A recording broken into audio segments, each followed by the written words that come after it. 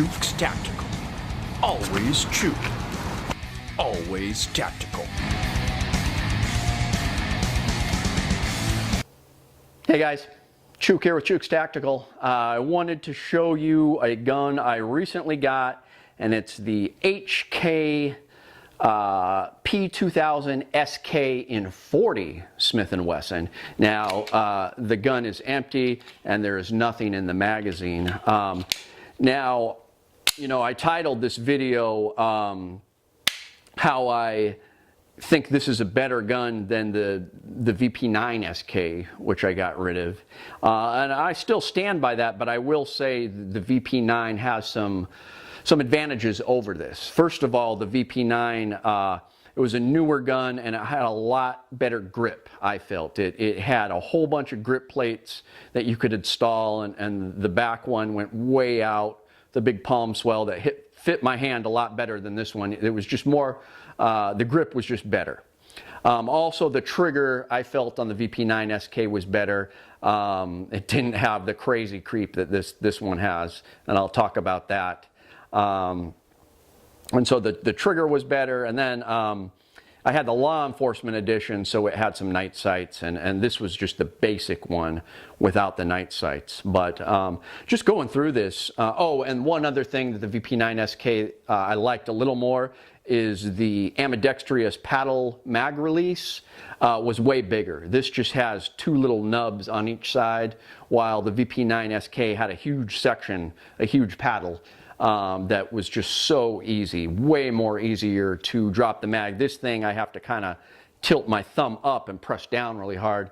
With the VP9, I could just brush it with my thumb and hit it and it would fall right out. So that was one thing, another thing I liked more about the VP9. But that being said, the VP9sk versus the P2000sk, the VP9 was just made cheaper.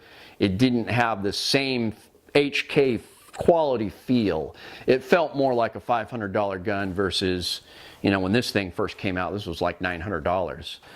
You know, the price has gone down. I paid $635 for this with shipping. It's not the law enforcement edition. I didn't get the night sights, so I do want to install some night sights on this.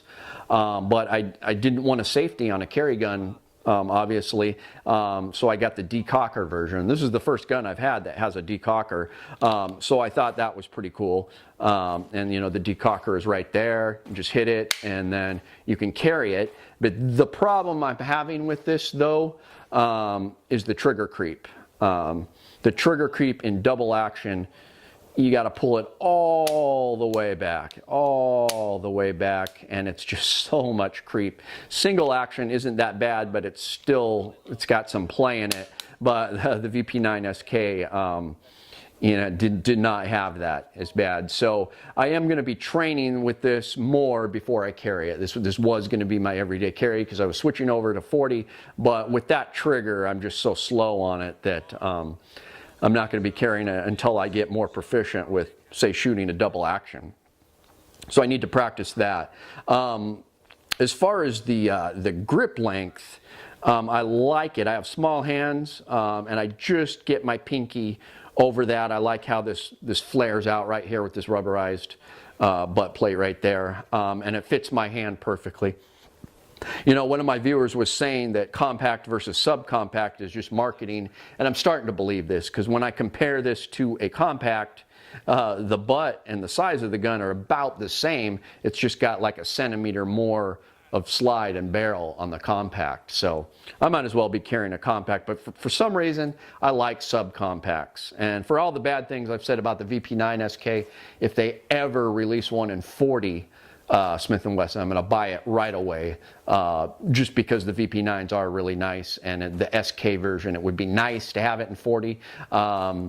HK hasn't said anything about it, but there's been a lot of speculation, and if they do release it, they're just going to announce it right before it comes out someday. So I'm really hoping for that. But the main reason why I think this is better than the VP9 is the hammer system. It's just, it's made better. I like the hammer and the decocker. There's just more quality fit and finish, I believe, in this type of gun versus a striker fired gun. So let me know if you guys disagree with me. I'm sticking by this. The VP9 is more comfortable for me to shoot. It's got some features. I like how it fits my hand, but this is just a higher quality in the HK class that I consider what HK guns should be. It's just higher quality made gun. So I like it a lot better. So let me know what you guys think. I know I flip-flopped a little bit there, but I still really like it. I'm just going to shoot with it a little more before I start carrying it. So thanks, guys. Always Chuke, always tactical. Algorithm.